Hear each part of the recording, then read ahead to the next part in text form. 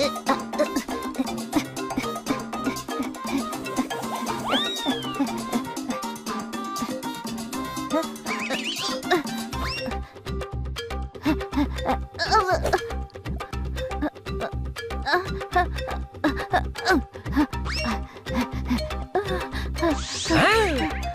তো এখন থেকেই হাতিয়ে গেছে থাকেলা। এখনো তো ওকে দিয়ে অনেক খাটাতে হবে পাকেলা। হ্যালো চম্পট।